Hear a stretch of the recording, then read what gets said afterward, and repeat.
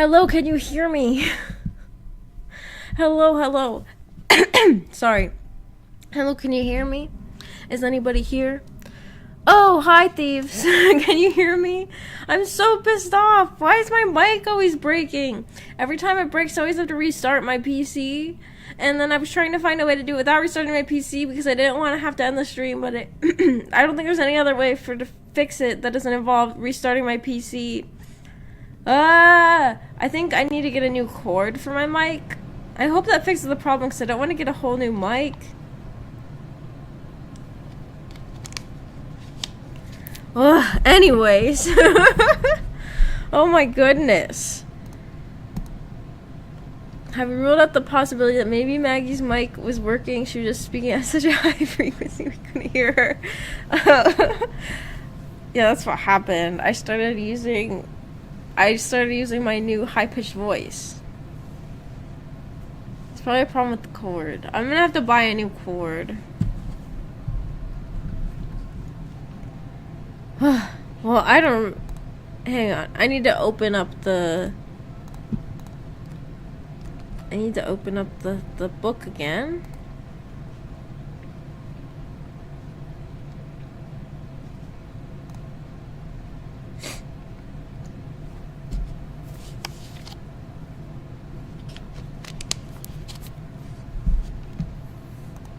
Okay, it remembers where I was, so that's good. Okay, anyways.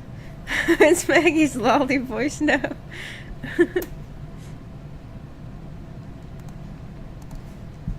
I have the most impressive lolly voice in the world. It's so high-pitched, nobody can even hear it.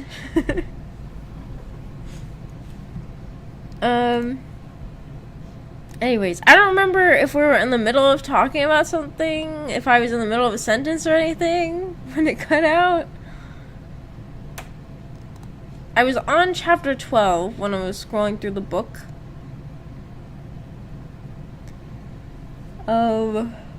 Sorry, I yawned.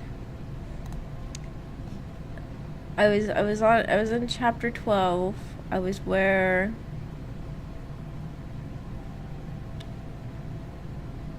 they found Harrow. My goldfish memory has already purged what we were talking about. Just keep swimming. Well, we can just now talk about chapter 13. I feel like we already talked about chapter 12. I also might have been yapping for a bit, not noticing the message saying that it cut out. I don't know. Anyways, chapter 13 is where Harrow and Gideon finally speak after being separate. I keep almost yawning. I feel like the mic breaking, it broke my momentum.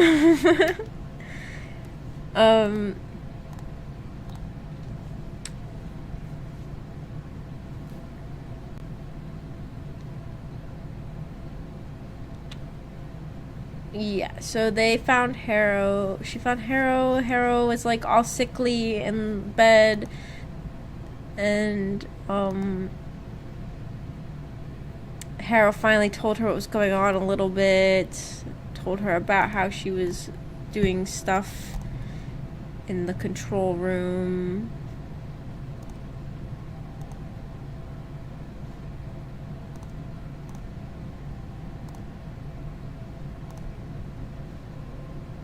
There's also the one where there's a really romantic scene. Well, I found it really romantic. Where, oops, actually, anyways, where Gideon keeps calling her names, like Goth, I don't remember exactly what name she called her. Where is that part? Twilight Princess, and such.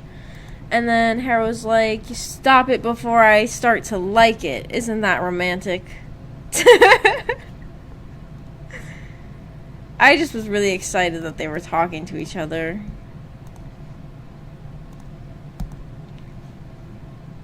Oh yeah, they didn't speak for a few chapters. They're such a married couple.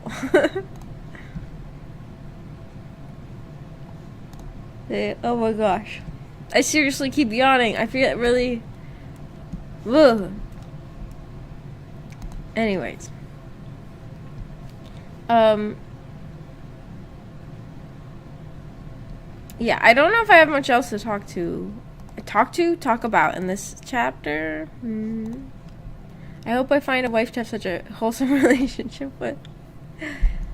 As wholesome as Gideon and Harry. Well, I feel like they're a little bit wholesome in some parts, but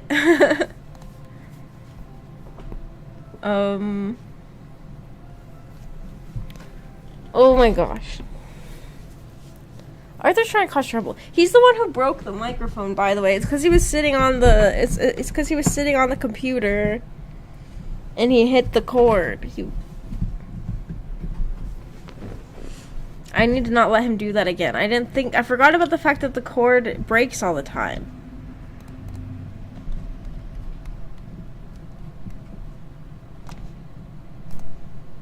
Anyways.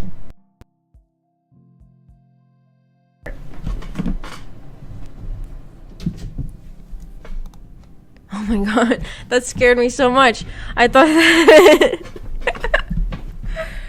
I was so scared that I was gonna look back to the thing and the audio was gonna be broken again. Anyways, if it breaks again, I'm not coming back. I'm gonna be too annoyed, I think. But anyways, so yeah, in chapter 13, they basically just get their shit together. They basically just like each other again, and no, they don't like each other again, but they're like cooperating with each other now. They've agreed to cooperate. The first cat in history to cause trouble. Chapter 14.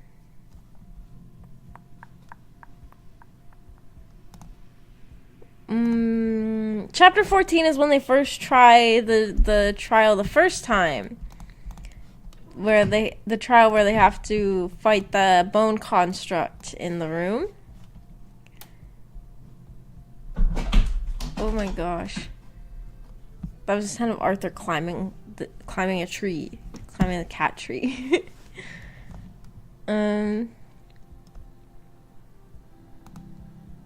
They tried to do it, but they just couldn't. They failed.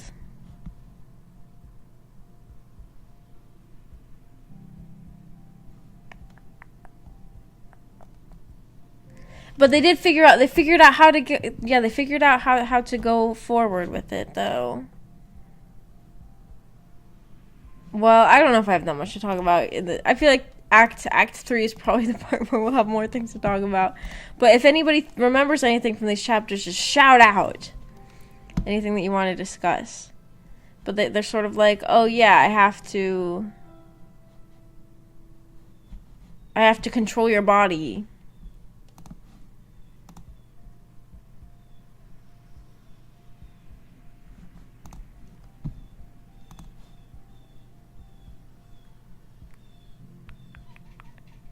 Oh, Arthur must see like a bird or something outside because now he's going. That's what cats do when they see things outside that they want to kill.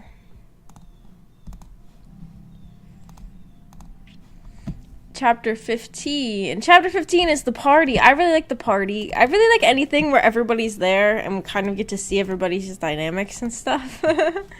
Whatever you think of the party. The party with for Abigail and Magnus right before they die. Cats murdering cables. Hi Triangle. Hi Captain Triangle. Is it do you think it's too informal to just call you Triangle? That feels a little weird. Is that rude? Hi Captain Triangle. I don't know if you've read the book. So you might be confused. You can hang out in the live stream, but you might be confused because this is a book club meeting for Gideon the Ninth chapter, Acts 2 and 3. But yeah, my cat murdered my mic cable and I had to restart the stream. The party was fun, and like any fun party, ends with dead people. Yeah, exactly. I like the party. I'm scrolling through the party right now to see. Well, first of all, there's a cute Harrow moment, which I know other people who aren't as obsessed with Harrow probably don't care about. But I think it's cute how Harrow was so nervous for the party. And also there's a moment of Gideon sort of being surprised that Harrow was nervous for the party. I like the moments of Gideon, like, learning more about Harrow, even though they've known each other their whole lives. Like, sort of seeing Harrow as a new person. So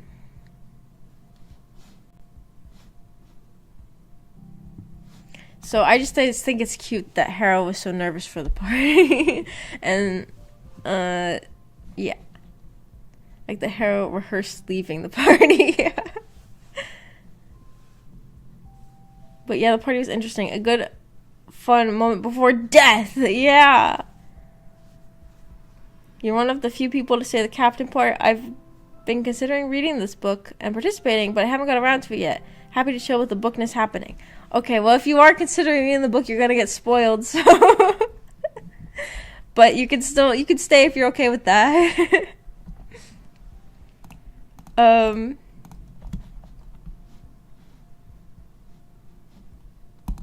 And then I think it's cute that Harrow, I don't remember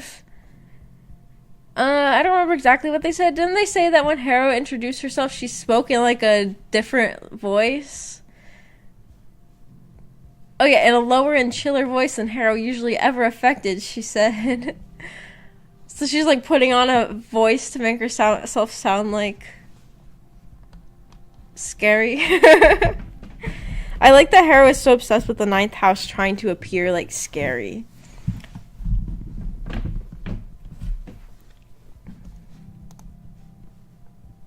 I just got nervous because I lightly bumped the cable and I was like, oh no, it didn't break again, did it?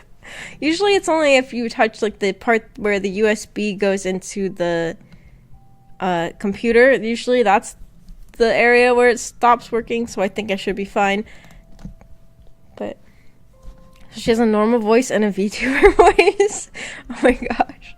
What if Harrow was a VTuber? Oh my gosh. I can't imagine her being a VTuber. I thought she wanted to seem more dignified. Oh, maybe it was being dignified. I don't know. I guess I just assumed... I don't know if Harrow wants... I just kind of thought she wanted the ninth to seem scary, but maybe that she just naturally likes scary things. Because she also, like, put all the bones outside of their room and stuff like that. But maybe she doesn't even realize that that's scary. Maybe she's trying to be dignified. Either way, I think it's cute that she's putting on a performance. And then we meet Abigail for like one. Abigail really only shows up for one scene before she dies. That's kind of the thing, is that you don't really get to meet Abigail at all. She's like the one person, I feel like, of all the necromancers and cavaliers that you don't really get to meet, other than like, I feel like the second. We didn't really get to see the second that much either, but Abigail you really only see for a second and then she dies. Huh, I have bones outside my room too. Oh, actually, because of this book, I actually have some bones. They're not human bones, but I bought some bones at like a witchy store that we have in town just because of Harrow, and I put them in my book. Like, my new apartment has like shelves that have like a glass window on them, and I put all of my books of this series in that bookcase and bones around them. I made like a little display. I want an Anne Rice style vampire romance novel now, but the girl vampire is a VTuber, and there's vampire VTuber clan conflict. Oh my gosh, I would read that. We need books about VTubers. Maybe that could be the next book club topic, is we just find a book about a VTuber. I'm sure there's one out there. Yeah, when Abigail died, it was like, oh no. Anyway, yeah, I know. Magnus was a little bit sadder because we saw more of him. I mean, Magnus was like the only person who was like nice to... Well, not the only person. Well, maybe the only person who was really that nice to... Well, no, Dulcinea. Dulcinea is also nice. but like not very many people really talk to Gideon that much. So, and Magnus is one of the people who's like actually nice to her, so it's exciting. So it's exciting. I almost said it's exciting when he dies. It's sadder when he dies. It's exciting when he dies because he was only one of the only people who were nice to her. Anyways,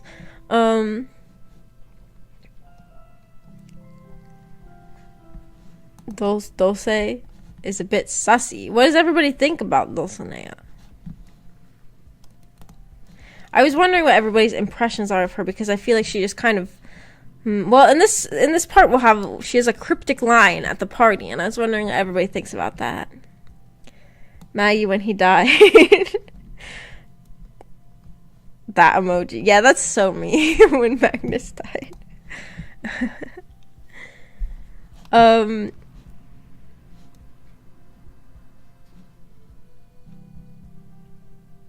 Let's see. At the party, I'm just still scrolling through the party scene.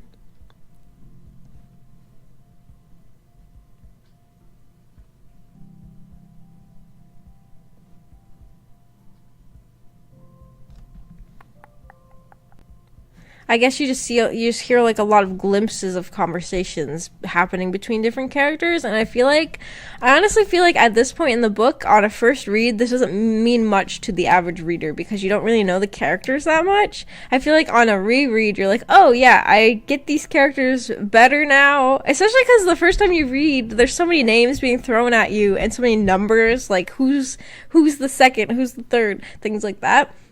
That it's hard to remember, and then like it's like you can appreciate the talking between everybody more on a reread because then you actually know them a little bit better.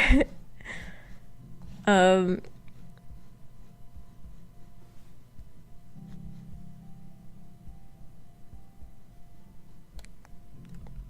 trying to find things to point out in the scene.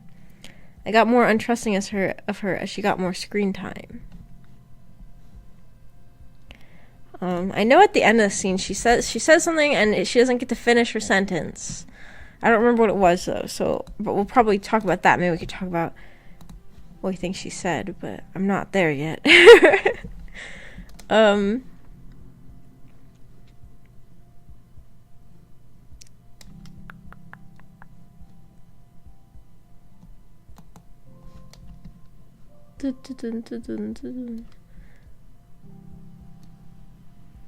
There's the whole scene. I just think this is interesting. This isn't really plot relevant. It's just like a little throwaway thing. Where Ianthe is talking to Silas, the 8th necromancer, and she is saying that she was removed via C-section because Corona was like her umbilical cord, I assume, was like choking her. Like what happens to babies or something. And then Silas basically says like that's a shame because like what does he say? Let me find it. Whoops.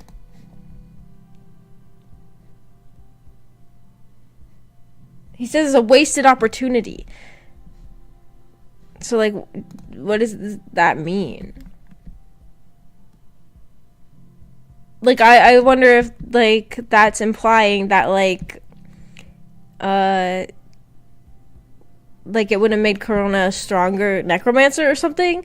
I don't know. I feel like I read an analysis of this part on Tumblr, but I don't remember what they said. So actually, maybe I don't have anything to say about this part. I don't remember what they said on the Tumblr post. I'm not very useful. Also, I feel like there are things I could say that might be spoilers. Like if we're talking... I don't know.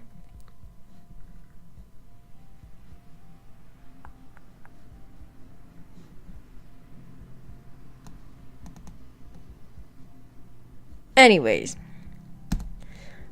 We'll go past that scene. I don't want...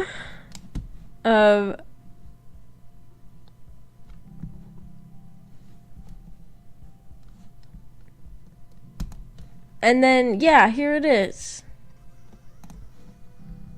Dulcinea said, like...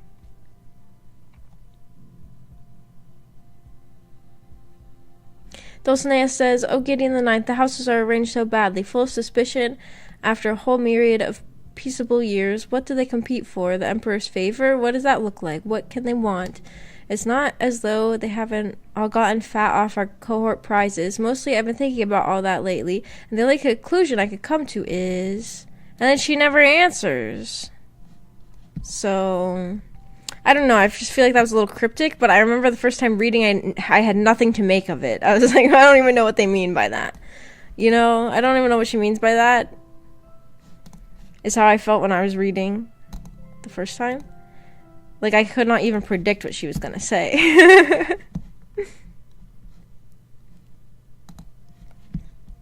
But did anybody have any thoughts about that interaction? And then after that... Right after that, Palamades shows up, and he gives her a teacup, and then we have... If she had looked at him with interest, he looked at her with, well, he looked at her thin and filmy dress and her swell-jointed fingers, and at her curls and the crest of her jaw, until Gideon felt a hell of embarrassed being anywhere near that expression. It was a very intense and focused curiosity. There wasn't a hint of smolder in it, not really, but it was a look that peeled skin and looked through flesh. His eyes were like lustrous gray stone. Gideon didn't know if she could be as completely composed as Dulcinea under that look. So it's like, what is he looking at her like that about? Like, do they have some sort of history, you know? And then he says, "I'm ever at your service, Lady Septimus," which sort of implies that they have some sort of history or something. Or they at least know each other, like, on a closer level than everybody else, maybe. It's just an interesting little interaction. And then before Dulcinea can ever say anything else, Harrow shows up and whisks Gideon away. Because she's not about to let Abigail Pent get the key for that trial before she does. And that's the end of chapter 15. I'm just like, we'll find out eventually. That's just how I felt the first time reading it. I guess nobody has any other thoughts other than that. I mean, it's like hard to predict something, I feel like. Then chapter 16, they just finally beat that thing, I think. Yeah, chapter 16 is really short. They just finally beat that thing.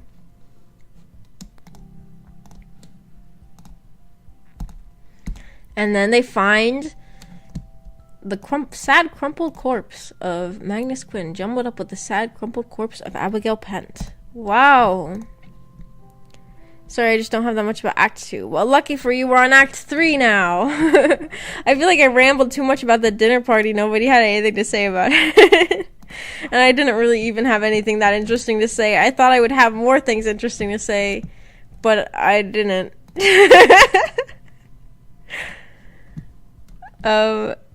Anyways.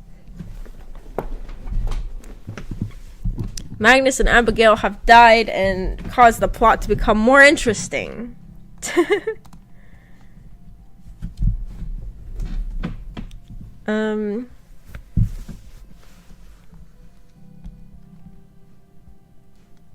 It's chapter 17.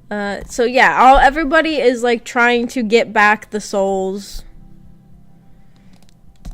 of Abigail and Magnus. And the 8th shows up and like Colum, and he starts siphoning Colum's soul. Silas starts siphoning Colum's soul. This is the first time we see soul siphoning in the book.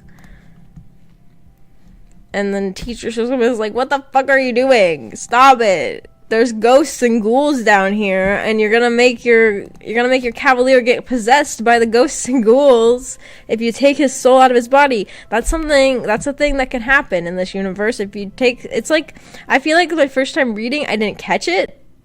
I didn't really catch what was going on. But he's basically, is what happens is that if you siphon someone's soul, then there's an empty husk that a ghost or a ghoul can enter into, and there's ghosts and ghouls in the palace, in the bottom floor of the palace. So he's like, teacher's like, stop it. You're gonna get him possessed. It's a cool concept. I like the eighth. I like the eighth a lot too. A lot of people really hate the eighth, but I like them a lot. Because they're like kind of creepy, and they're like I don't know. I'm trying to remember if some of the eighth moments I liked happened yet for you guys. Like if they're in this act or act 4. So I might be able to talk about the eighth a little bit more next time. But I like how much of like a bitch. I like how Silas is a little bit of a bitch. I feel, has he had that many bitchy moments yet though? He's like well, he already was like, when he first saw Gideon, was like, I can't eat with the, a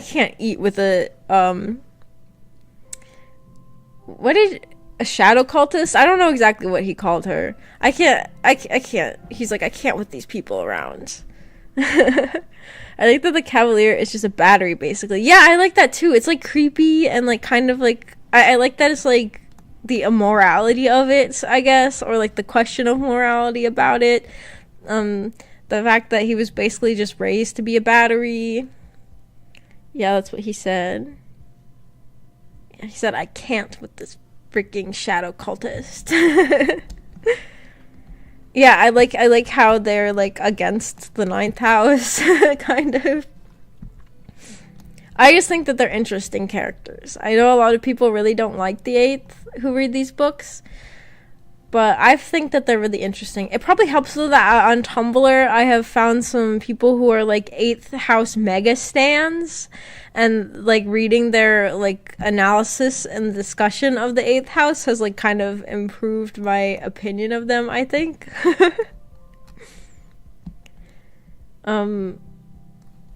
Yeah.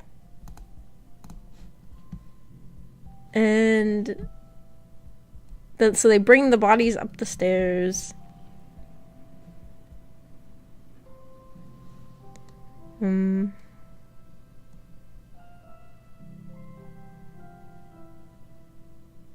Everybody's like, who killed them? Does anybody have any predictions for who killed them?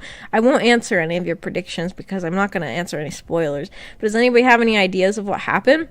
I definitely know at this point in the book who my prediction was, but I'm not going to say it because I feel like I might sway people's thoughts.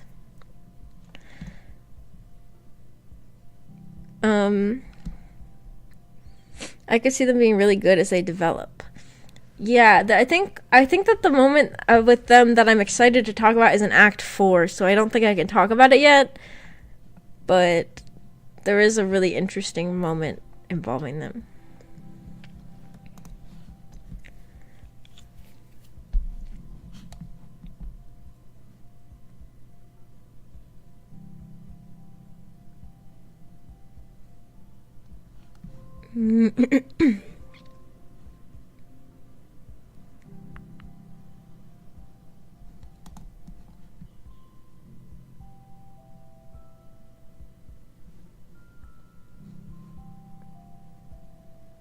Wait, what? Wait, this scene happens right here? Oh, I guess I felt like I accidentally scrolled further ahead, but I guess the scene is earlier than I remembered. I don't know yet, but I was thinking of Dulce. I'll be honest, I haven't tried to pin down a culprit, but I like how things play out. I had a prediction at this point, but it ended up being wrong. But I'm not going to say it because obviously that'd be a spoiler.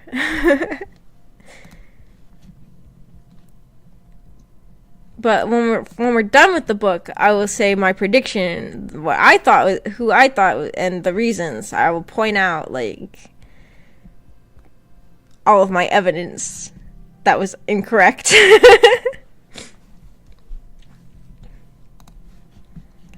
So chapter 18. Is this when the battle happens finally? The fight, battle, I don't know if battle's the right word, but the fight between the 6th and the 2nd. I really like that battle. I think this might be the scene.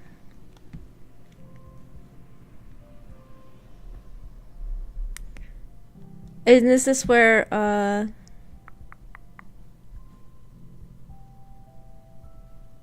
this is where the 2nd is trying to ask to bring authorities here. Teacher's like, no. Lines of communication off planet are forbidden here. And then, for pity's sake, Captain Deuteros, I don't know how you pronounce her name. Where is the motive? Who would harm the 5th house? A good man and a good woman. They're freaking dead, teacher. What do you mean? Obviously somebody killed them. But teacher's just like, it's a ghoul or a ghost. That's what teacher is like thinking, but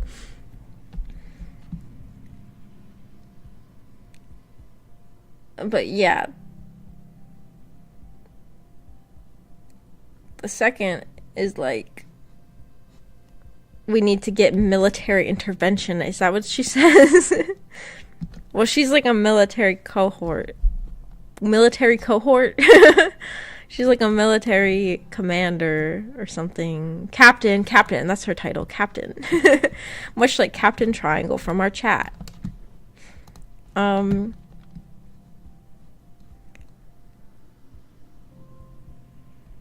But it is interesting to hear that there are no lines of communication are forbidden, so apparently if things happen, we can't really access help. Isn't that a little bit interesting? But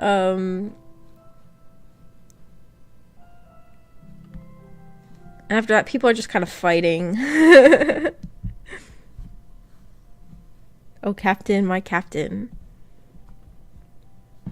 The battle's later. Oh.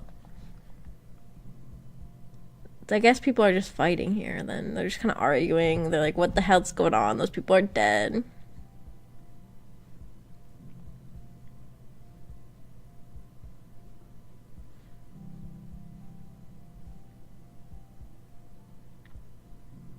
They're out asking who has keys to the basement.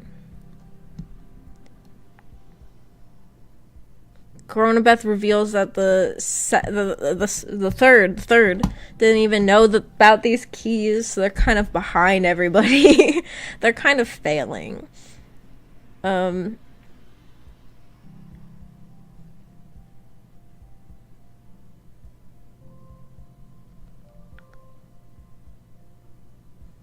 Silas thinks that Harrow and Gideon killed them.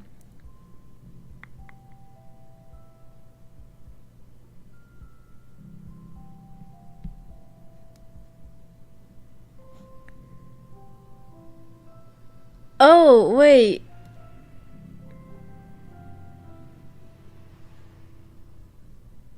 Is this where Silas was trying to fight someone? I don't remember. I don't remember what happened. Isn't there a part where, like, or did that happen earlier?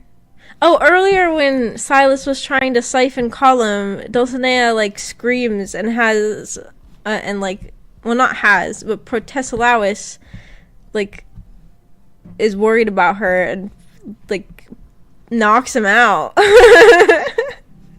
Didn't that happen? I forgot about that. That's just kind of interesting.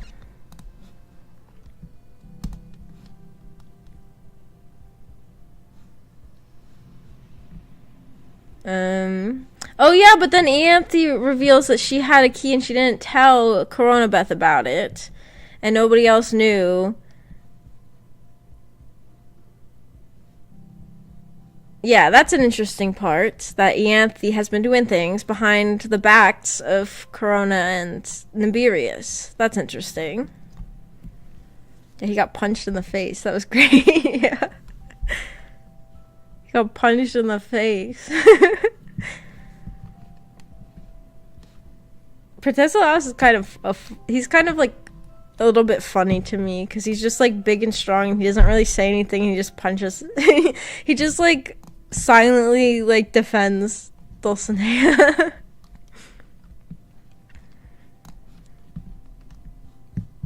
He just punches some guy in the face and knocks him out.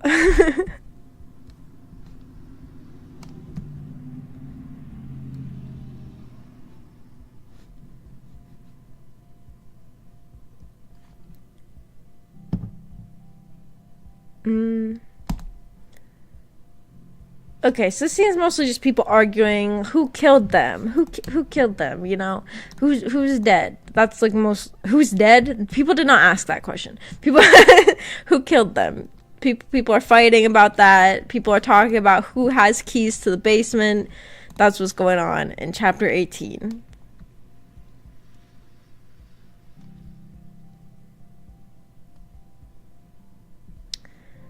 Chapter 19. Let's see what happened in chapter 19. Who got game ended?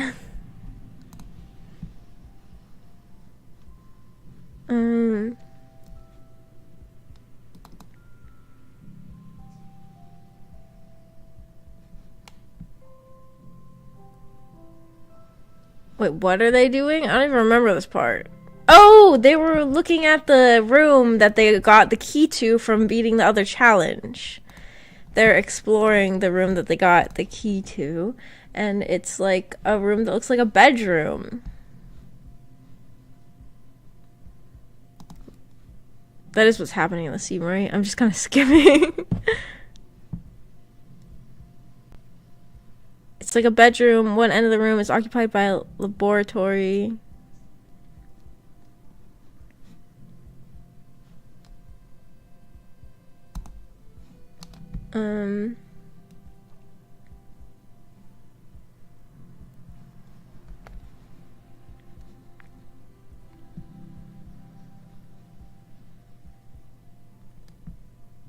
The beds were very close to each other. If you lay in one, you could stretch out and touch whoever's sleeping in the other. There you go. These people are very close. Sorry, I'm just still skimming this line. Yeah, it was from some second house guys. Oh, did it say that? I don't even remember. I didn't even remember that it said that. I mean, I know that now, but like people from the original lecture trials is what it probably is. Or what? I'm pretty sure they said that. I said it's what it probably is because I realized that I might have been saying a spoiler, but then I'm like, they probably said that. Like, it's probably obvious, right? Or maybe I'm wrong. They had an old second house insignia. Oh, really? I think I missed that. Or I forgot about it. And they have a theorem in there that has the completed methodology for transference for the utilization of a living soul. So Harrow's quite excited about that. A cav and their necro lived here. So I guess they didn't say it was people from the first lecture trials. I just spoiled everybody, didn't I? Well, I feel like that's kind of like they're in the palace where the lictor trials happen, right? So I feel like, or is that a spoiler? Did the book, am I spoiling things? I don't remember if the book said these things or not. Never mind. Oh wait, in the hope of attaining lictoral understanding, all glory and love to the Necro Lord Prime. Okay, they found a paper saying that, so I'm not spoiling things. It is stated that it's people from the first lictoral trials. They find a paper that says one flesh, one end, GNP.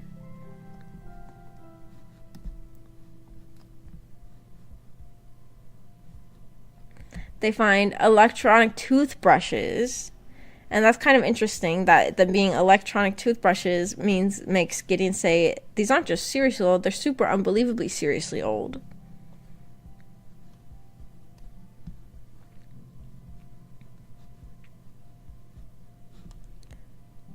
And they created the theorem, so those people created the experiment downstairs.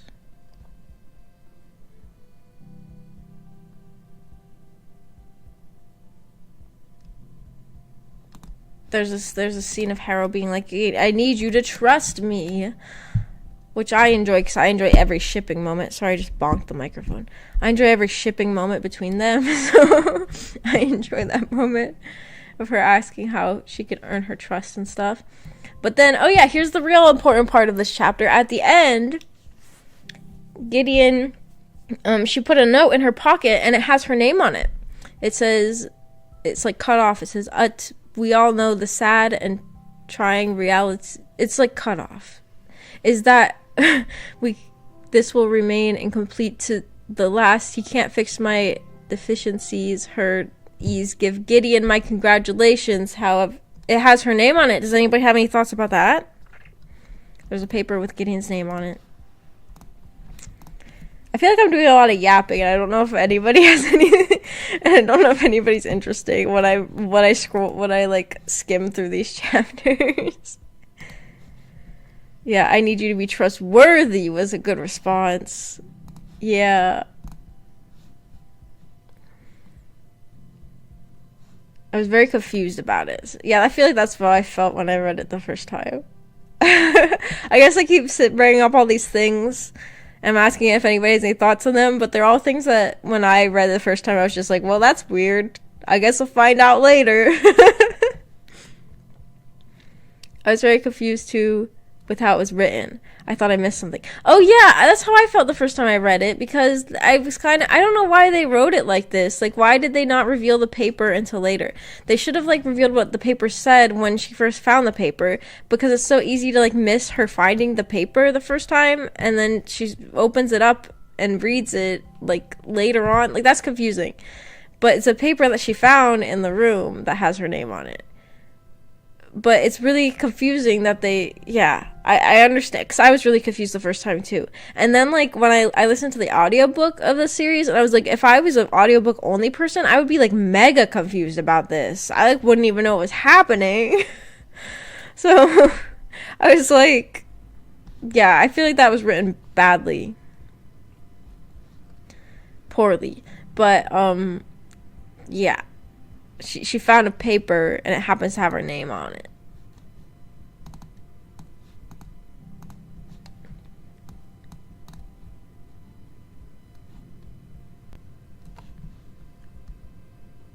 Audiobook narrator has a stroke. Well,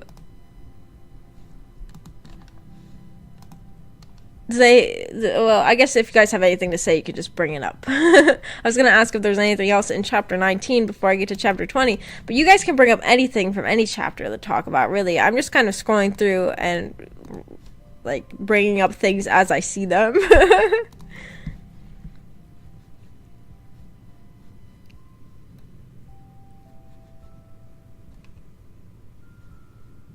Then in chapter 20...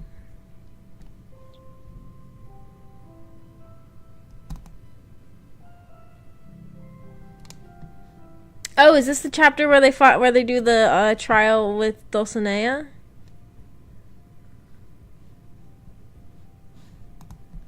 Chapter 20 is when things start to ramp up, from what I remember.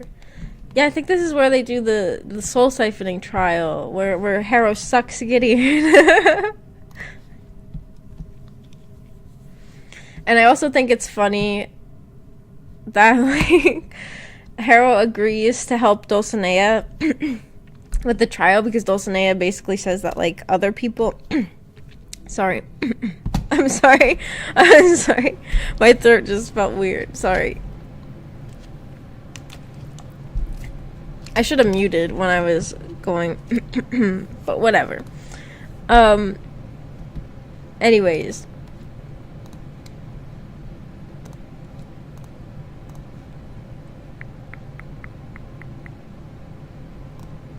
Dulcinea basically says, like, other people would help her with this trial, and so Harrow's like, okay, we'll do it. She just wants to do it to make sure other people don't get the key. And then Gideon's like, I never thought you'd actually help out, said Gideon, grudgingly admiring. Are you dim? Hissed Harrow. If we didn't agree, that Bleeding Heart Sextus would, and he'd have the key. Oh, whoops, my bad, said Gideon. For a moment, I thought you weren't a huge bitch. I enjoy when Harrow is a bitch because I just like that about her. I like that she's just self-serving. I like that she's doing it so that she can get the key and not. Well, isn't it crazy his last name is Sextus? That's just a silly name. I was kind of getting annoyed when I read this book. Now I'm used to it, but I was kind of getting annoyed the first time I read this about like how everyone's last name is related to the number of the house they were in. I guess it does make it easier to remember what house everybody's from. But I remember being like, why is everybody... But then I learned that, like, in canon, like, people in the different houses just name their kids like that, which is... I think it's a little bit silly still, but whatever. Because, like, the way that last names... I don't know. I don't really like it. I guess the author was trying to go for, like... Because, you know, just, like, a different non-traditional naming convention. But, like, different... Like, people don't share the same last name as, like, their family. They just share like certain parts of the last name. Like Harrow's last name is Nona Jesmus, and her father's last name is like Nona something different. And I don't remember exactly what his last name was, but Nona something. And so like it's like last names that are given that purposely have words related to the number that their house is from. And I don't know, when I was first reading it the first time, I was just annoyed, because I was like, the author really couldn't think of things, but then I guess they did on purpose, but I still don't really like it that much. Harrow is greater than Gideon. That's how I feel, too. I like Gideon a lot now, though. I think by this point in the book, I liked Gideon a lot. When I was reading the first time, I was just so thrown off by her dialogue, but I eventually got used to it and started to like her more. But Harrow is still my #1 favorite character in all of these books. There's a joke about sex being a part of Sextus's name towards the end of this act. Oh yeah, but that joke, I understand if other people enjoy that joke, but I felt like the way that it happened in the middle of them asking her an actual question, I was like, oh really? Like, I was like, oh my god. But it's not that bad. Was a line in the song.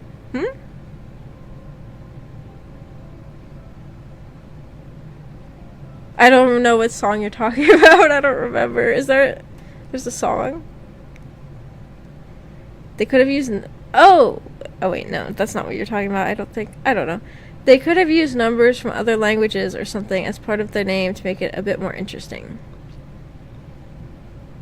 That's what they did, I think. I think that lots of the number names are from other languages, aren't they? Oh wait, my comment got filtered. Oh, you can post it in the Discord if you want. Oh, now I'm curious what this song is gonna be. But then again, people will say things like, is Gideon is a lesbomancer? Is that the one that got censored last time?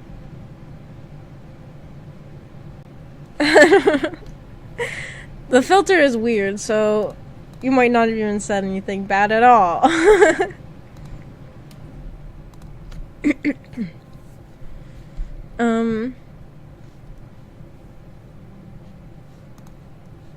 Pretty sure Nona and Sex are Latin or something. I just meant there could have been more variety. Oh yeah, I feel like they're all probably... Well, I don't know if they're all Latin. They're all ones that are familiar to my brain, at least, I guess. They're all ones that I know, but I don't know what language they're from.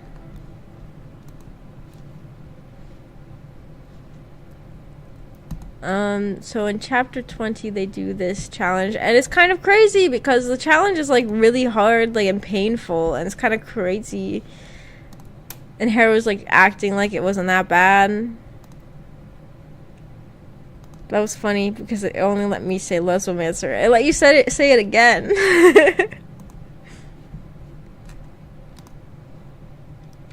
Whenever I read the name Sextus, I think of a song by the Elder Scrolls music channel where the character said, Totius Sextius is sexting my wife. I'm sure he can't wait to get me out of his life. Is it from the Young Scrolls channel, the one that makes all the Elder Scrolls rapping? I don't remember that line. But that's funny.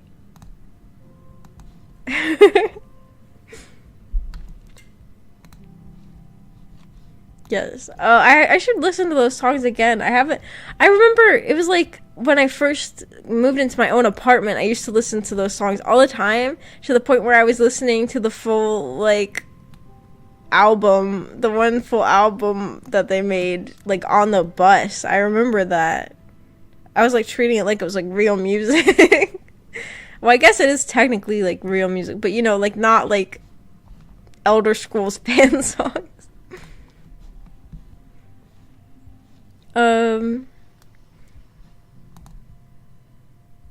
Oh, this one looks like it might be newer, or at least after I was not listening anymore. I don't think I ever heard that one. I'll have to listen to it later.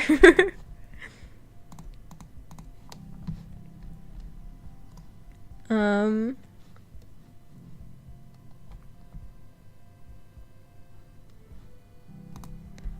so they, yeah, they're doing the trial where they're siphoning Gideon's soul, and it's like extremely painful. And Harrow's kind of pretending like it's not, but it's like, come on, it's like ripping your skin off. It's like melting her skin and her clothes.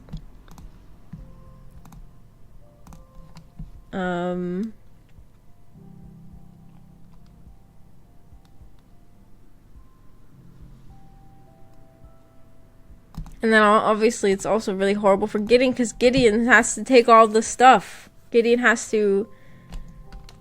Gideon's soul is being siphoned. And then Dulcinea is like whispering things. It's very romantic, really. Dulcinea is like whispering sweet nothings into her ears.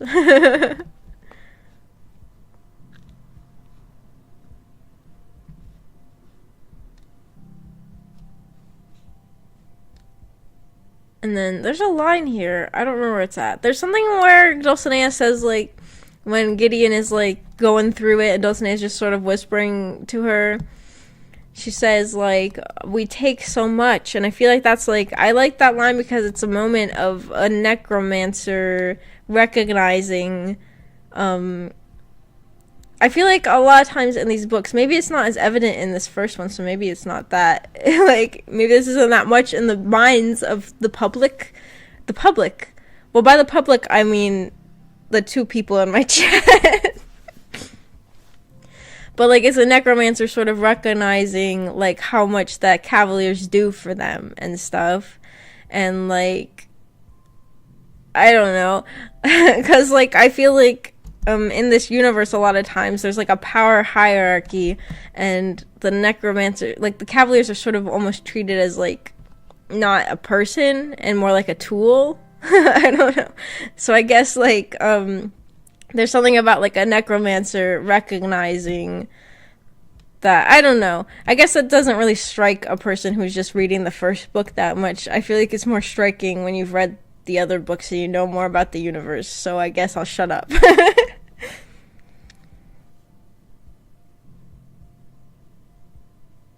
We are the public. Yes, me and Iris are the whole entire public. Oh my goodness. That's crazy. Oh, and Harrow calls Gideon Gideon instead of Griddle. Isn't that romantic? I don't know if that's romantic, but... And she's naked.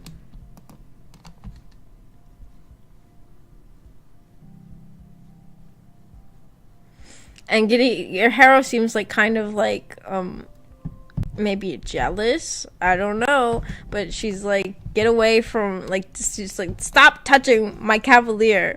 Which is also sort of going into the thing I was just talking about, of like kind of treating Cavaliers like they're a tool. Like, Dulcinea is just sort of like making Gideon feel better and like comforting her after she just had this horrible thing.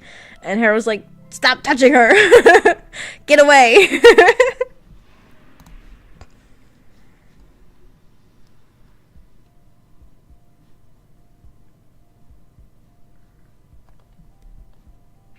But it's kind of funny that Dulcinea wasn't really listening, was kind of ignoring it. Like, Harrow had to repeat it like 3 times before Dulcinea did anything.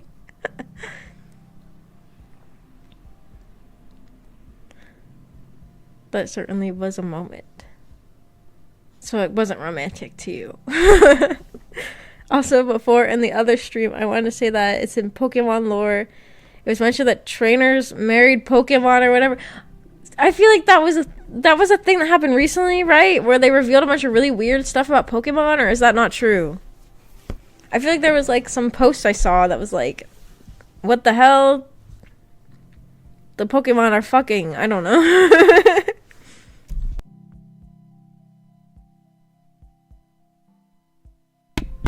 Sorry, I was drinking water. So I guess maybe I can call the Cavaliers Pokemon. I can say that Camilla is like Calamity's Pokemon.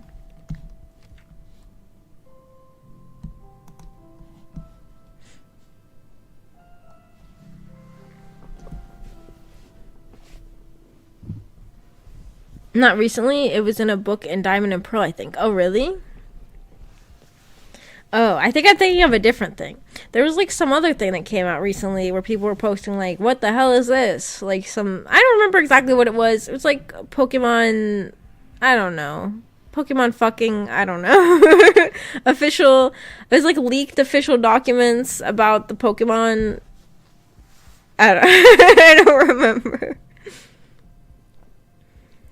I know it's true because I saw someone on Reddit say it. Yeah, if it's on Reddit, it must be true. The leak was recent. Yeah, that's what. Yeah, there was like a recent leak that was like everybody's. I don't even remember what it said. I just remember it involved like Pokemon in like a lewd manner or something. I don't know.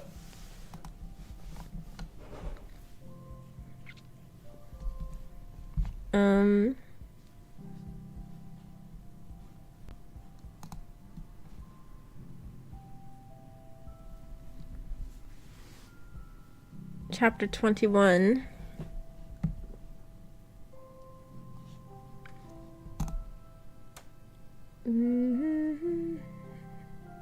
What happens in chapter 21? They just like Camilla shows up to take care of Gideon after the soul siphoning incident. There's a weird one about an octillery and a man. Huh? I almost sound like the cat. Huh? That cat's kind of old by now, isn't it? I know a lot of young people slang because my Regulus friend teaches me it. My friend who's also obsessed with Regulus. I know about crashing out, and I know about standing on business.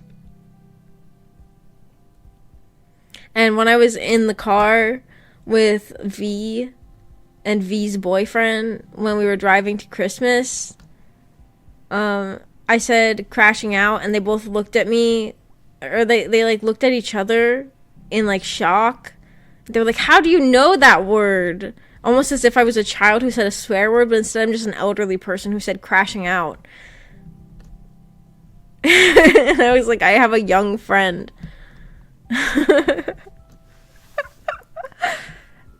Crashing out. I say crashing out all the time now, though, because I think it's kind of funny. I don't say standing on business so much, but I said that as like an example of another word. They were like, how do you know that? I was like, I have a friend who tells me these things. I know about crashing out and I know about standing on business. And they said, wow. They said, you can stand on business by crashing out. And I was like, I know. I'm not up to date with my knowledge about Pokemon reproduction. That is very sad. You need to educate yourself.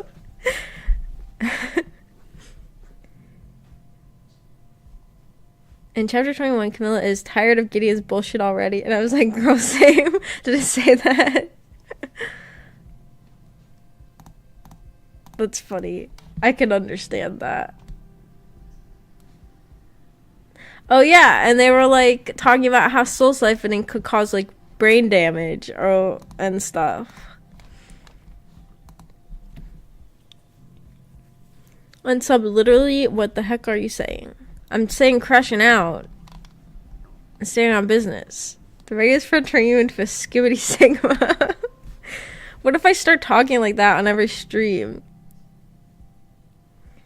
Anyways, I shouldn't get too off topic talking about skibbity. What, the sigma? What the Sigma? I'm not gonna I'm not gonna get too off topic talking about these things. Crashing out and staying on business. And what the Sigma. Well, I must have been soul siphoned then. It's interesting because it's like, oh, so then Colin probably has suffered some, like, he might have brain damage or something because of all the soul siphoning that Silas is always doing to him, you know?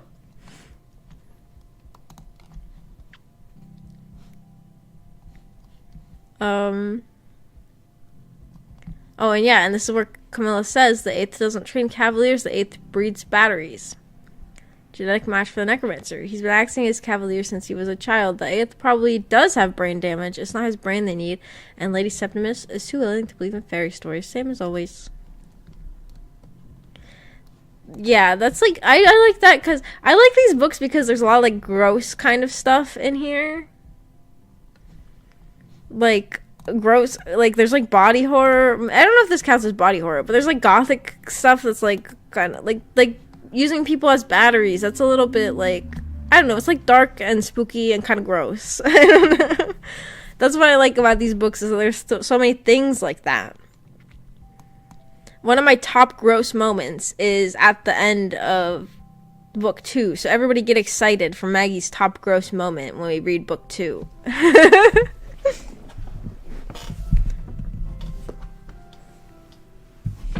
Oh, I need to fix my chair. Since I talk about this all the time. I just always tell you guys never to buy a gaming chair.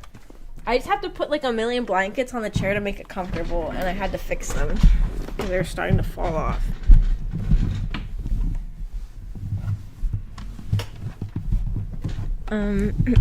Ah! I'm bonking things. Anyways.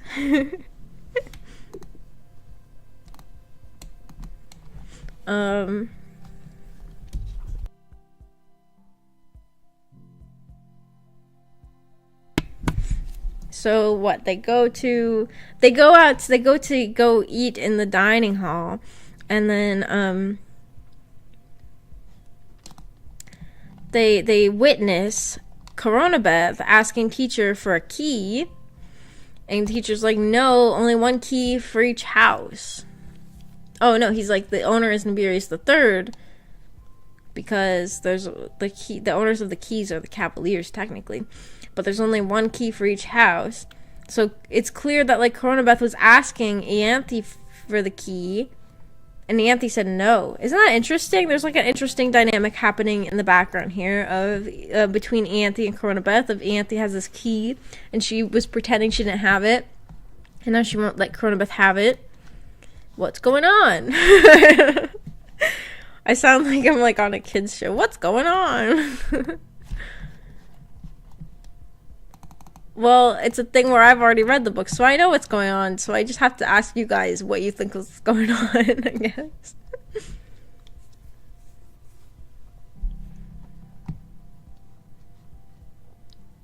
And,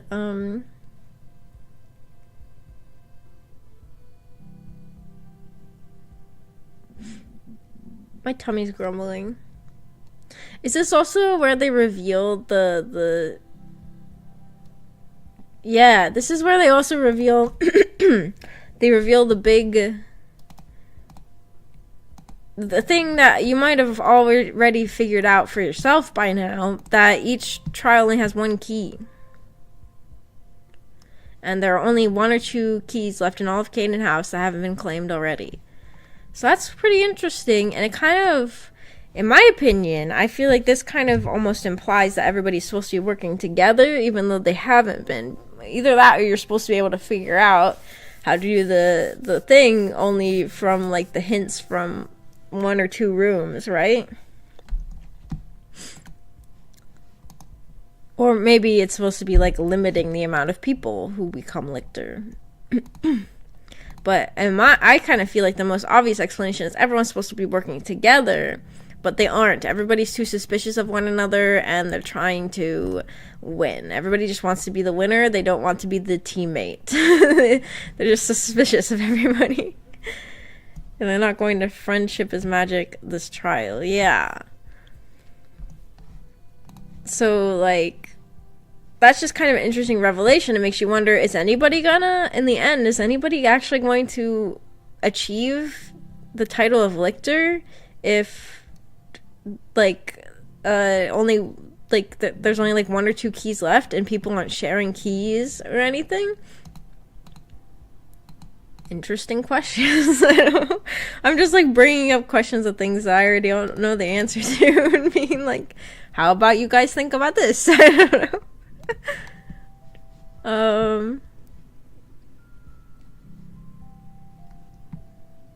Oh yeah, even right here, even Corona says, but that means the challenge must be communal. If we're only given pieces of the puzzle, refusing to share the knowledge means that nobody can solve it. We need to pool everything, or none of us will ever be lictor. That has to be it, hasn't it, teacher? And teacher's like, there's no rules. It's battle royale time. Yeah, I guess maybe that's the other interpretation, is that the original intention was not to team up, but rather kill everybody for their keys, and only the strongest who can kill everybody can become lictor. I guess that's the other possible interpretation of what the intention of this was. Instead of teaming up with their keys, they'll be like, I'll kindly take your key by force and peacefully murder you. Yeah.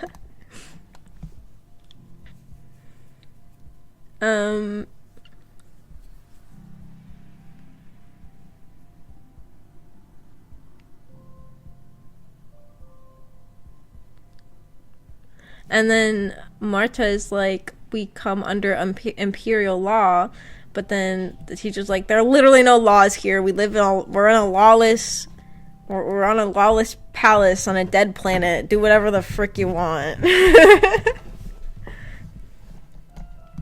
You can take the keys by force if you want. You can kill everybody if you want. And then, even though Corona and Ianthe are obviously having some troubles in their relationship because Ianthe is not giving Corona the key, Corona still says Ianthe has to know, and she goes and tells her. So clearly they're still working together. I mean, what other choice do they have other than working together a little bit? It's kind of weird that Ianthe is not giving her the key, though, because then she's not really working together with her.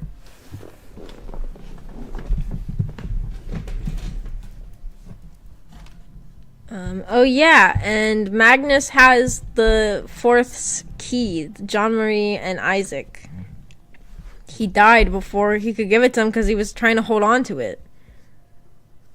Oh wait, no, is that not true? She didn't take hers. Magnus asked me to hold on to it. Oh no, never mind. Teacher has it. Never mind. I misread that. I forgot. Teacher has it. Never mind. Magnus asked teacher to hold on to it. For a second, I thought that. Never mind.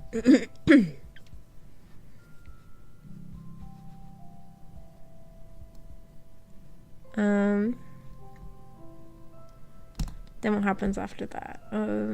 Is this when the fight happens? No, maybe not. Why would you not give your sister the key, Maggie? That's the funny thing, is I took the personality test and it said I'm Ianthe, and Ameko took the personality test and it said she was Corona. Isn't that funny? We are Ianthe and Corona Beth.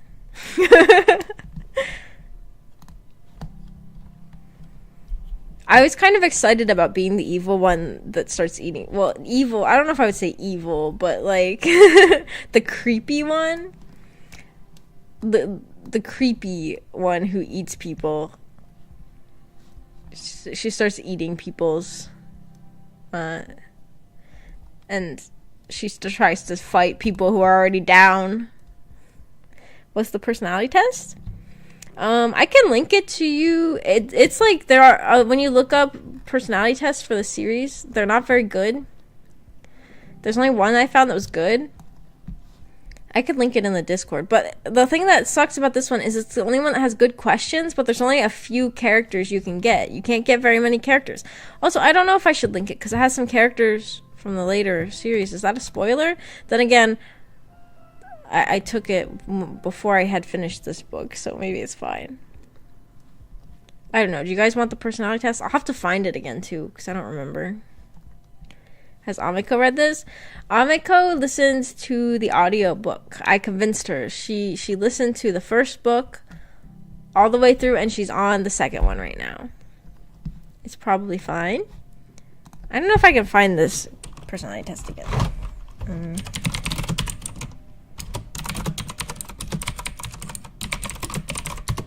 Is my face getting weird? I don't know, because I'm typing things.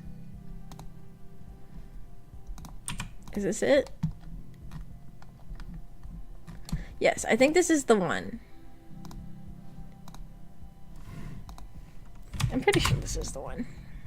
But it doesn't have very many characters in it. It only has like 7 characters or something, and some of them haven't even showed up yet. So don't take it if you don't want to be spoiled.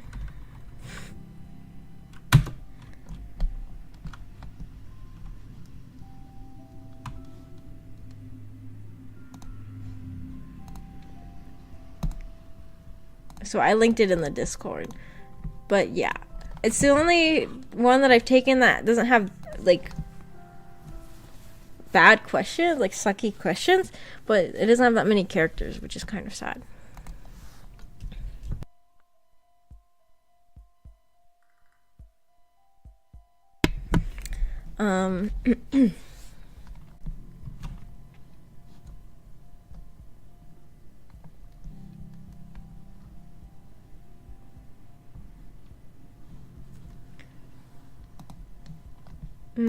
I don't know. Let's see. I don't remember. I'm just reading the scene again and trying to see what happens, if there's anything else to talk about.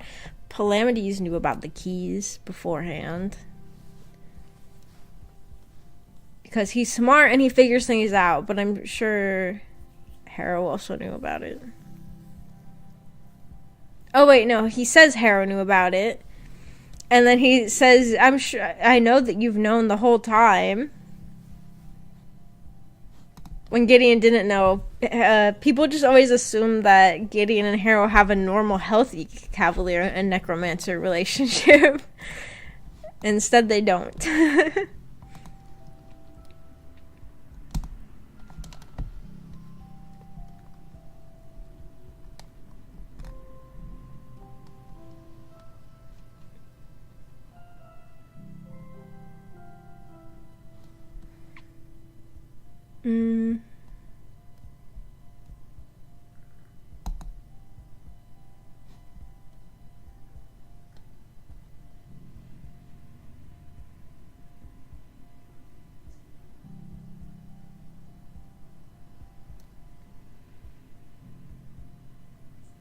And then they get eavesdropped on by the children, by Isaac and Jean-Marie, when they're talking about they're inspecting the bodies.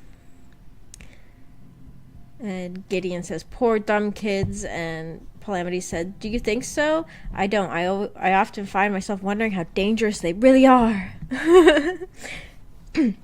I don't know if that many people really, though. I feel like that line is like trying to make you suspicious of the children. Did anybody actually feel suspicious of the children, though? I don't know. To me, that line was like, okay, yeah, sure. That's kind of how I felt when I was reading it. Am I getting suspicious of the children? Not really.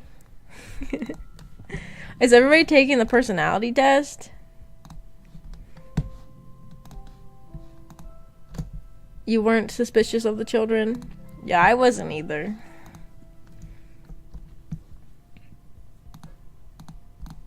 If you guys take the test, you have to tell me who you are, but there's only like 7 characters, so don't worry. It's not going to be that accurate because, yeah, there's not that many characters in the test.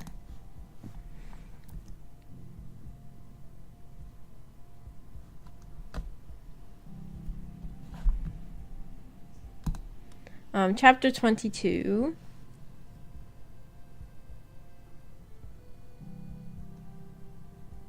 Oh, yeah! Somebody died.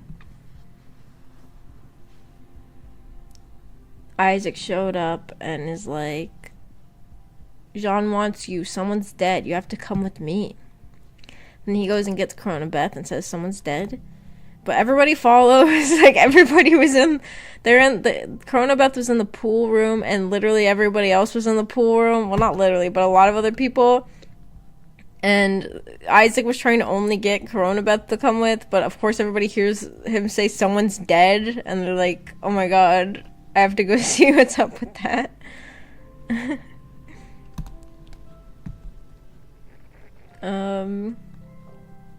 And yeah, so they find that there's someone in the incinerator, but you can't really tell who it is because they're dead.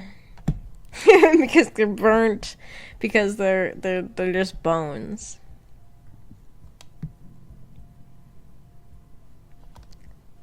You can't really tell who they are. Does anybody have any thoughts about who they are? I don't remember if it says yet. I don't think it says until towards the end. I don't know. Bro was cooked. Yeah.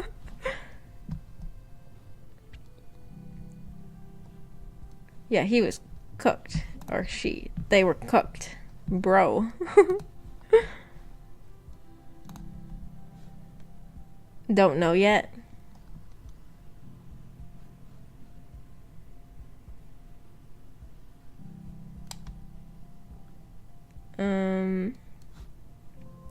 So that's just interesting. Who could be dead? Especially when everybody seems to be here and alive. Like, who is it? You know? It's just interesting. But you don't... It's really hard to, like, make a prediction, I think.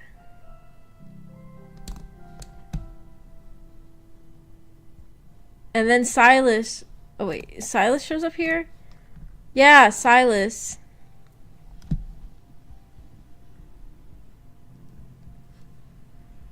The 8th house. Yeah, they have an interesting moment here. I thought it happened later on.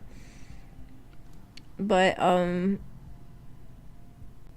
yeah, he was listening to Sister Glorica. Does everybody remember who that is?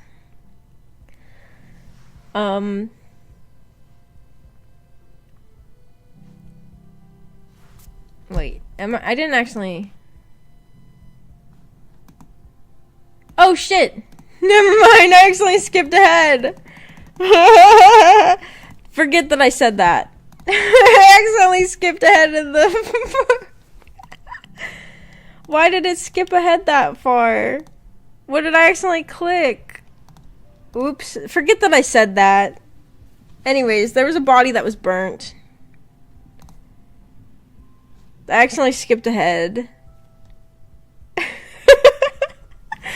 Sorry.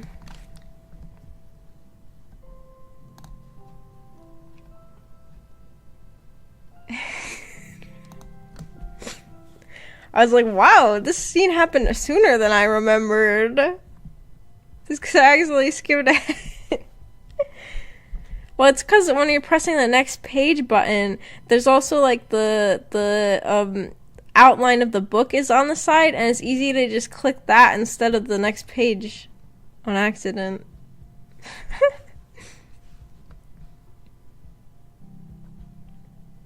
Oh yeah, and Protezolaus is missing.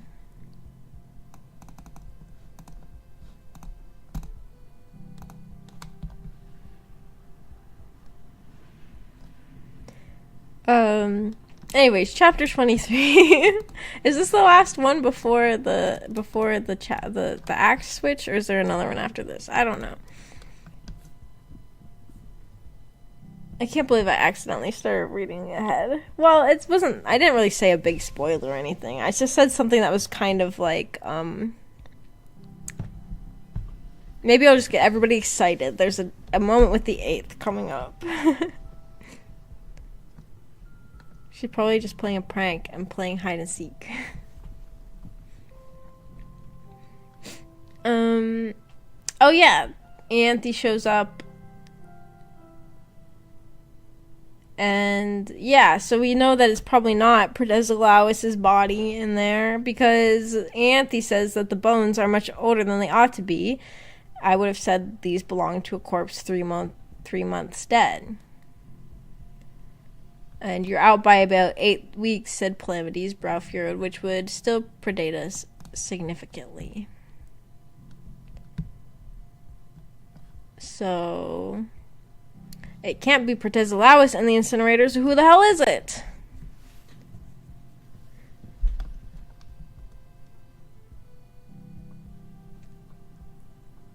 And then Anthe says there's at least 2 people in there. I couldn't remember what was said so far, so I'm like, I didn't remember that this was said so early. There's 2 people who have old bones. Who could it be? I guess at this point it's like pretty much impossible to predict.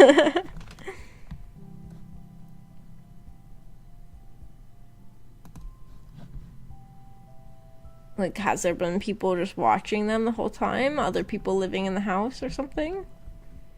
I don't know.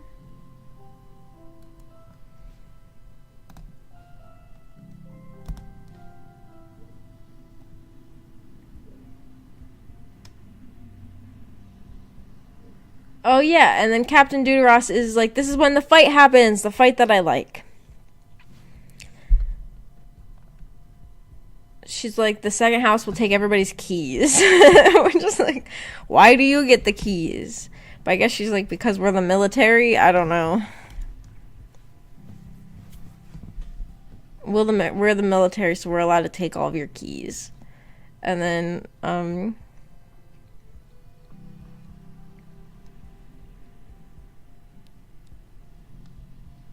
she's like, let's duel the 6 for their keys.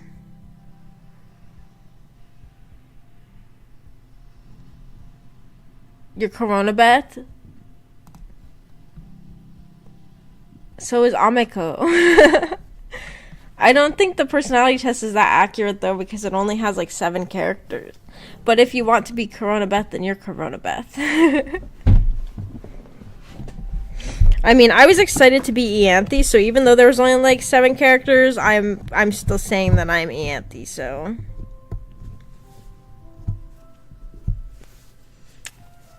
Oop.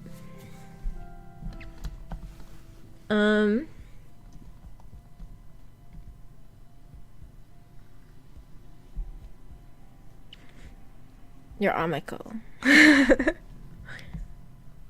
Wouldn't that be crazy if the whole entire time Iris was Ameko? The whole entire time Ameko was pretending to be someone in my chat and made up like a whole person. That would be crazy. What if everybody in my chat is Ameko?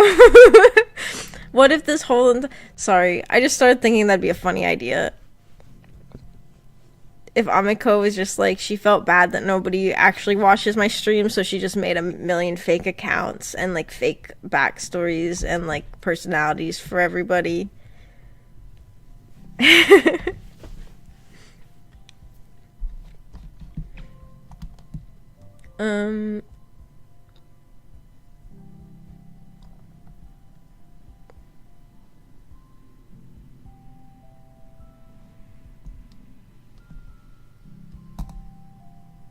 Yeah, so then Marta the second and Camilla the 6th, they fight.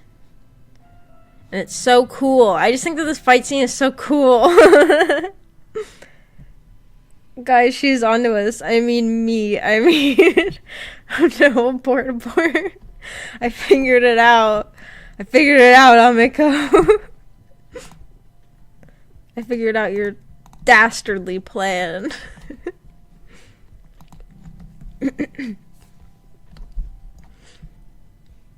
And then Pal's like, Cam, go loud. Go loud, I guess, in dueling speak just means, like, go as hard as you can.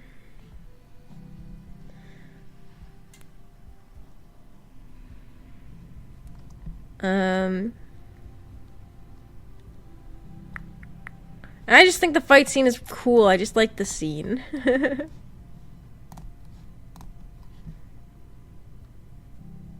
and then the 6th one. And it's like this fight only happened because the second assumed that the sixth necromancer or cavalier wouldn't be strong because the sixth is known for like smart people stuff and the second is like military people. So they just like assumed it would be an easy fight. Isn't that like, it's just kind of shady of them. Slimy. She went loud, straight deafening. Yeah.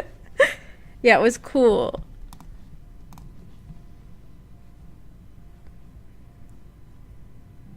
And then he takes her keys. Your keys, he said. I don't have the near facility key. Hand it over. You have his exact copy. Then maybe I'll throw it out the fucking window, he snarled. 2 good calves hurt, yours and mine, all because the second tried to beat up the weak kid first. You have no idea how many keys we're holding. You have no idea how many keys anybody's holding because you haven't paid any damn attention since the shuttles landed. You picked on us because the 6 aren't fighters. You could have fought Gideon the 9th or Calm the 8th. You fought Camilla because you wanted a quick win, and you didn't even watch her first. You just assumed you could take her, and I can't stand people who assume. I had cause, said the second doggedly. I don't care, said Palamedes. I just like this interaction. Like, he just calls her out.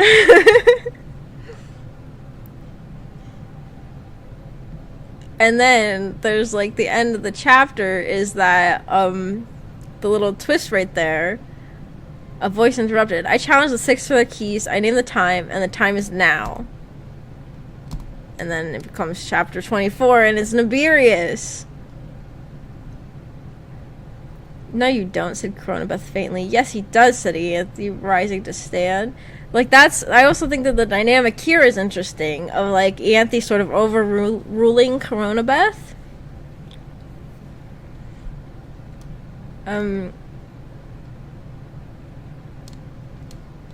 I just like the whole fight scene. He told her. Yeah, he did.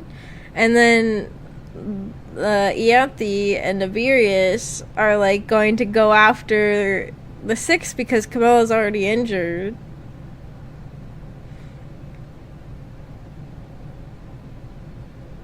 If you want to cast me as the villain, do it, said the captain. I'm trying to save our lives. You're giving in to chaos. There are rules, third. On the contrary, Ianthe said, you've amply demonstrated that there are no rules whatsoever. There's only the challenge and how it's answered.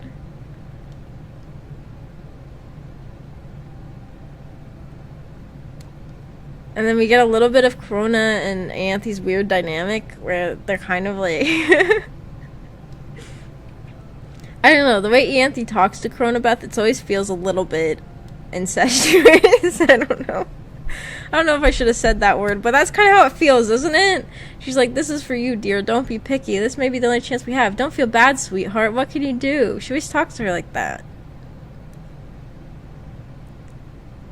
And then Corona's like, I can do nothing. Then let's do this together. I need you. I need you. Echoed her twin rather piteously. Their dynamic is just so interesting. I don't know. But then Gideon is about to fight instead. She like reaches for her sword, and then Harrow's like, Harrow speaks up, like notices what's going on and speaks up. It says the 9th house would represent the 6th house, and that's just so cool that like Harrow and Gideon are now at a point where Harrow is speaking for her and sort of like picking up on her intentions. I think that's just how she talks to people. Well, I just always felt like, am I the weirdo?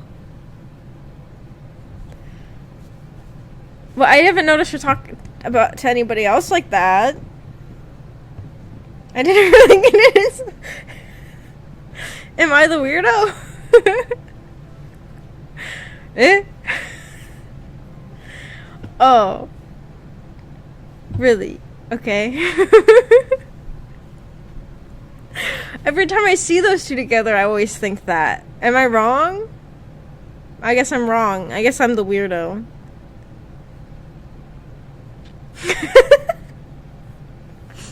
Never mind. Anyways.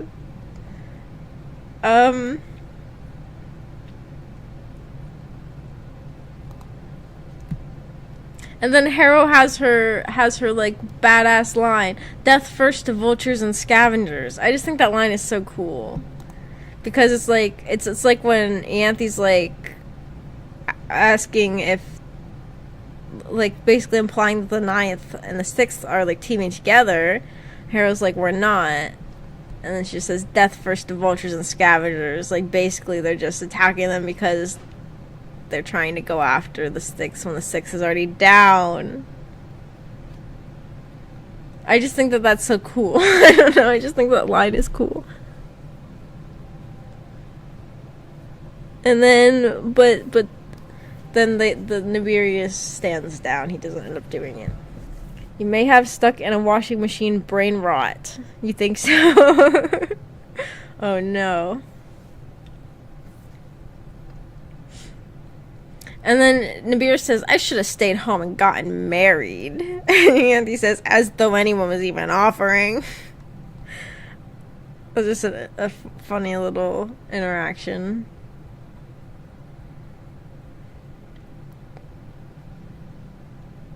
And then Silas is like, "I'm gonna go look for that guy if you guys are..." But, like, if he was really... Like, Silas is pretending like he's above all this, but also he stayed the whole time and watched the fight. So, like, he was probably interested. This chapter was great, though. I know, right? Wasn't it? I think it's so great. I like seeing all the interactions between everybody, and the fight was so cool. And then Silas says something kind of that I always thought was funny. He says to Palamedes, "I have no interest in talking to you anymore. The warden of the sixth house is an unfinished inbred who passed an examination. Your companion is a mad dog, and I doubt her legal claim to the title of Cavalier Primary." Like, he just, like, roasted him for no reason. Like, what the hell? He called him an inbred, and he called Camilla a dog. I just enjoy that line. "Enjoy the patronage of the shadow cult while it lasts." He's even, like, going after the ninth.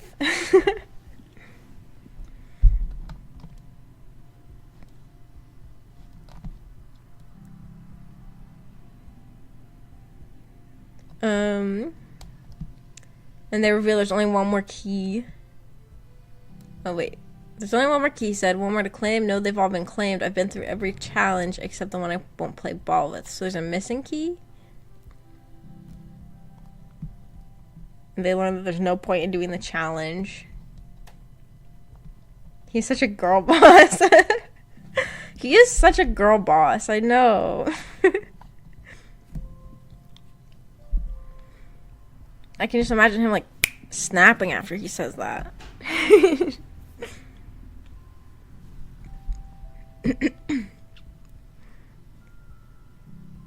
Slay Queen.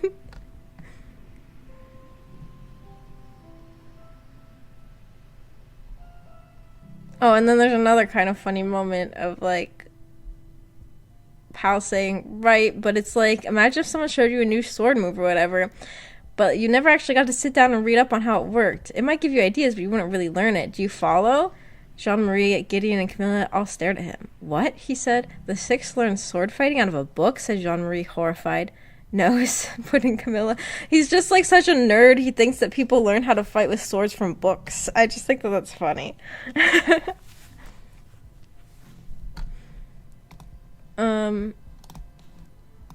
Anyways, after that, they discussed the idea that there's a mega theorem, that all the 8 theorems add up together into a mega theorem.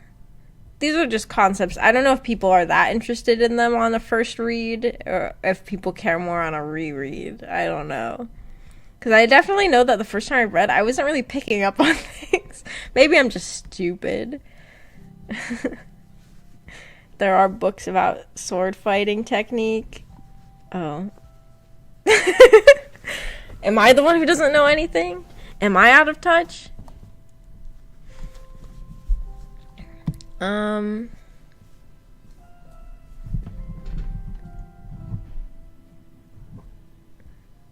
and they have to figure out who's in the incinerator. I'm just still reading through this chapter. Yeah, and they discuss who should watch Lady Septimus, because somebody might come after her, and who should go look for Protezolawis. And they decide, well, Pal originally decides that Pal, Harrow, and Cam go. I'm calling him Pal and Cam. I don't know if that's. I'm just calling them nicknames now. It's just easier to say than Calamities. They go down, but then Harrow says, no, we're going to watch Dulcinea, and Gideon and the children will go look.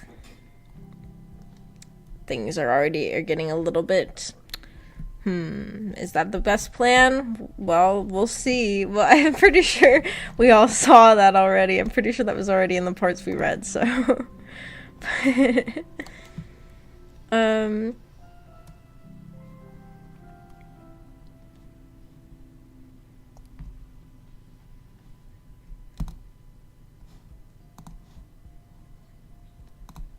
Yeah, and Gideon hugs Harrow and says, thanks for backing me up, my midnight Haggett.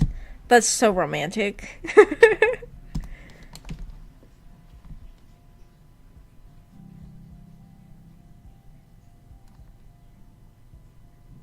And then I like the moment of, like, Jean-Marie asking Gideon about Harrow. Have you two been paired for a very long time? And Gideon says, it feels like forever. I feel like she could be saying that in, like, an insult way, like, it feels like forever. But in my mind, she said that in a romantic way. So I like that line. Anyways, then we're on chapter 25, and things start to get bad. I think this is the last chapter. They go down into the basement, and basically the children die. I don't really have that much to say about their death scene, I guess. Well, they're fighting, like, a big thing that, like, looks like nothing they've seen before, right? Isn't that what it says? So it's like, what is this thing? Like, why is it down here? Like a big bone construct monster thing that's, like, unlike anything they've seen before. And they also reveal, this chapter also reveals the sordid topic of the fourth house and how everybody in the fourth house dies young. Like, all their parents are dead and stuff. And they have a million kids because they know most of them are going to die. Because they just, like, sacrifice themselves in the name of battling all the time. I took it as an insult as Harrow has been torturing her and stuff. But maybe that's just me. Well, I chose to take it romantically. I chose to take it romantically.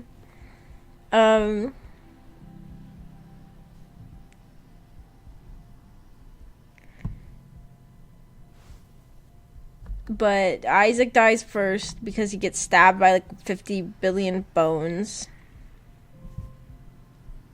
from the construct, and then Gideon grabs Jean-Marie and takes her out. Takes her out of the area. Like, not takes her out, like, kills her.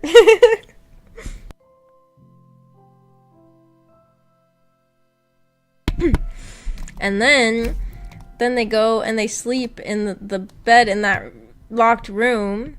They just go in there, like, to calm down, and Gideon falls to sleep. And then when she wakes up, Jean-Marie has, like, a bunch of bones inside of her, and she's dead, and on the walls in silky wet red was sweet dreams.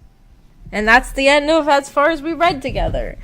So the children are dead. I remember this scene was like, I was reading this on my college campus on a bench outside, and I remember I was so shocked by this that I remember that I, like, was, like, I feel like people around me were probably like, what the hell's going on with her? Because I was like, I was like shocked. And I remember that I was like, well, I'm going to stop reading now. And I stood up to leave. But then I was like, I need to reread that part. And I took my book back out of the bag after I just put it in the bag and reread it. And I was like, oh my God. I don't know. I was very shocked by that, I guess. And very, like, wondering what's gonna happen next. I also felt like it's very, like, this is, like, a moment that I imagine when I imagine, like, the live-action adaptation of this that I imagine all the time. Because, like, I imagine it, like, being, like, it's made for TV. It's a made-for-TV adaptation, and, like, it's got kind of bad, like, video quality. That's just how I picture it. That's how I picture it in my head. And I just feel like it would look good in my head, the live action version with the poor screen quality. I don't know. This doesn't really make very much sense. But this scene, I just like imagining it in my head when I imagine the live action version. Sorry, that was weird. But I feel like it's very mysterious. It reminds me of like the Sweet Dreams part. It reminds me of like a children's mystery novel, which is why I kind of enjoyed it. I mean, I don't know if people would die like that in a children's mystery novel, but like it reminds me of like the mystery novels I would read as a kid, I guess. I don't know. It makes me excited. It made me excited to read the rest and figure out what's going on. Don't or do ban me for this, but I don't pay attention to any of the romance. I'm mostly here for the story. What? Though that's okay. Well, I feel like there's not really that much romance anyways. I'm just kind of, like, digging it out because I like the romance. Like, they don't really have that many, like, they have, like, a little bit of romantic tension at certain parts. But they're not really, like, they're not making out or anything, you know? They're not, like, actually dating or anything. Yeah. But I just find them very shippable. But, I mean, I also prefer, like, I'm more invested in the story because straight romance, like, well, straight romance. I don't mean straight, like, heterosexual. I mean straight, like, only romance. Like, stories that are only romance, I usually get bored by. I need there to be, like, a bigger storyline that has, like, romance hidden in the background for me to care about a ship, usually. So, that's what I like about these books. But I think if you go into it wanting romance, you're gonna be disappointed.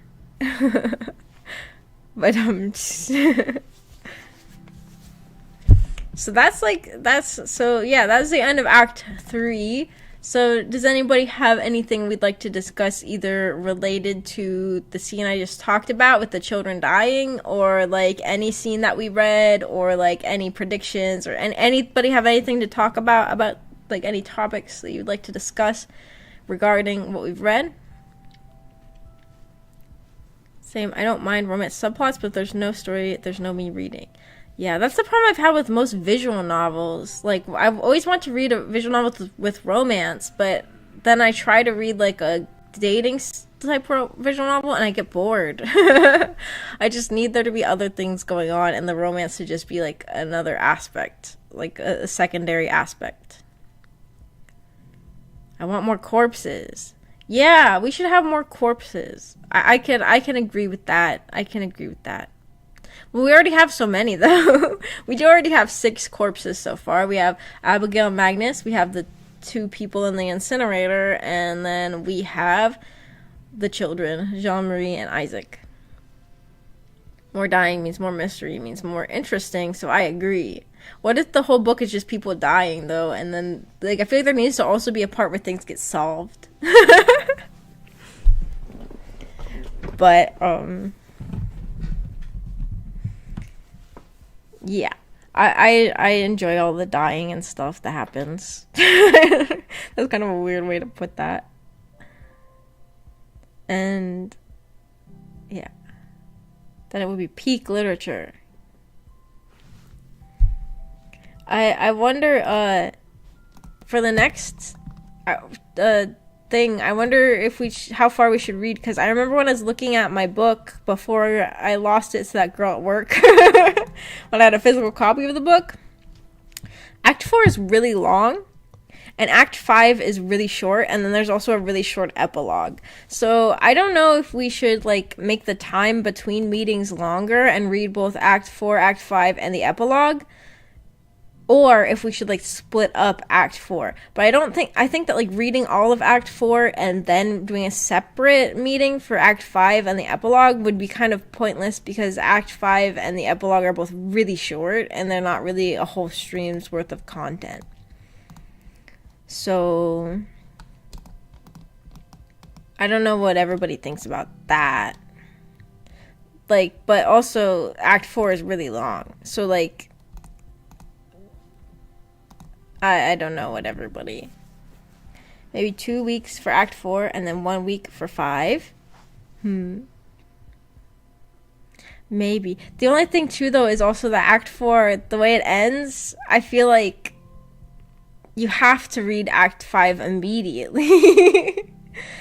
It's like Act 5 is literally only like a few pages. It's like only like 3 pages or something, and then the epilogue is only like 2 pages. So it's like 5 pages probably worth of content for I think. Let me double check. It'd be easier if I had my physical copy with me.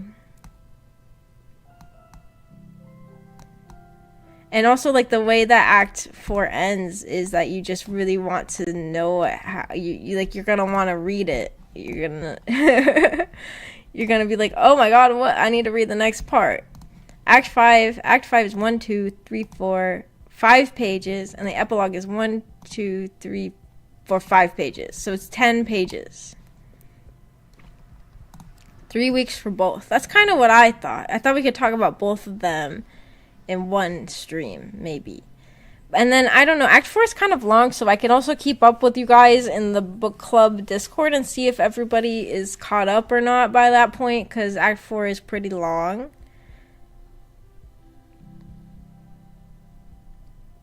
But yeah. Don't go scrolling through your book. Don't, you might think, oh, I need to go see how long it is, but I don't want you to read anything, get spoiled. Or, well, I guess you can, but don't read the pages. Gonna check. So in practice, there's 4 acts and 5 is kind of an epilogue. Yeah, they're kind of both. It's kind of like there's 2 epilogues almost. They're both really short. 1 week for Act 4 and 2 for Act 5. No. Act 4 stream tomorrow. Oh my gosh. I think maybe we can do both Act 4, Act 5, and the epilogue in 3 weeks. So that would be January 26th. And then I'll keep up with you guys in the Discord and see. Maybe we can even do it sooner if everybody's like done early. But I don't know if that'll happen because Act 4 is so long. But I don't know if Genji's still in the book club because he didn't show up. I don't know if he just can't make it or if he didn't do the reading. So I don't know if I don't know if it's just Iris and Thieves now. Because I was gonna say, like, you guys seemed like you were, like, into Act 3 and, like, might be, like, reading it quicker because you're, like, into the story, but I don't know if how Genji feels about it, but I don't know if he's still in the book club or not. But I don't know. We'll say, how about we just say that it'll be January 26th, and then we'll keep up in the book club and see what's happening. I'll post that in the book club Discord. I need to move my microphone and my camera a little bit to type. We will, for the next book club meeting, we will be reading all of Act 4, Act 5, and the epilogue. We will meet in 3 weeks. On Sunday, January 26th at 9 a.m. EST. Please let me know in this channel if you have any issues finishing it by then. There. That's the message I will send. I already sent it. Maybe you guys are... Oh, my... my hair changed. What was my model going crazy because I was typing? I was so surprised. I went to the other tab and my hair got long.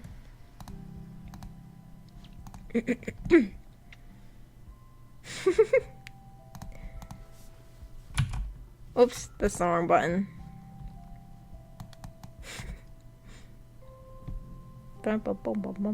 Anyways, I also read Act 3 in 1 or 2 days. The stream's so long your hair grew out. If Act 4 is good too, I might finish it this week, but we'll see. I'll have time around Thursday or Friday. Yeah, everybody will just have to let me know how it's going. We can push back the dates if we need to. Or we can do it sooner if everybody's done.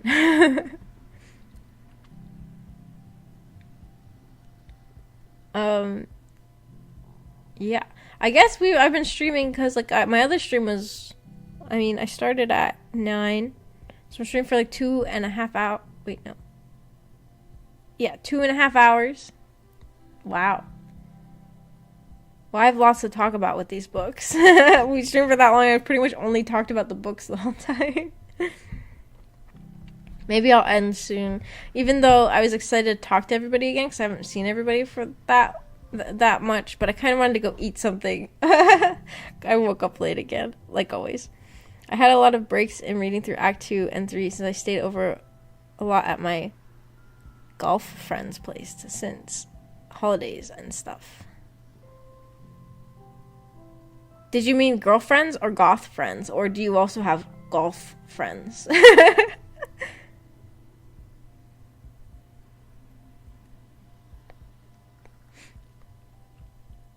How is everybody? Well, I don't know if I want to get on the topic of talking a ton about Christmas. Because I'll probably yap for too long about Christmas. Well, I don't know. My Christmas was fun. Iris getting holes in ones. I meant girl, but saying golf is funnier. I thought that maybe you were into golfing now. You're a goth into golfing. I had a good Christmas, and Ameko and V were back, which is why I missed the last stream, but it was really fun. Also, maybe I'm going to end the stream because my eye that was feeling weird, it's feeling weirder now. Do you guys think I need to go to the doctor? I really am scared of doctors. I don't really want to go to the doctor. I don't know what's going on with my eye. Maybe there's just something stuck in it or something. Well, then it would hurt, wouldn't it? I don't know what's going on. Well, anyways, I guess I'll end the stream. What if I never show up again because of my eye? Well, I'm sure that's not going to kill me. Whatever. I'll update you guys on my eye situation next stream. I don't know if I'll stream before the next book club. I always say that I will, but then I'm usually busy. I'm usually busy with things. But the holidays are over, but school's about to start up again.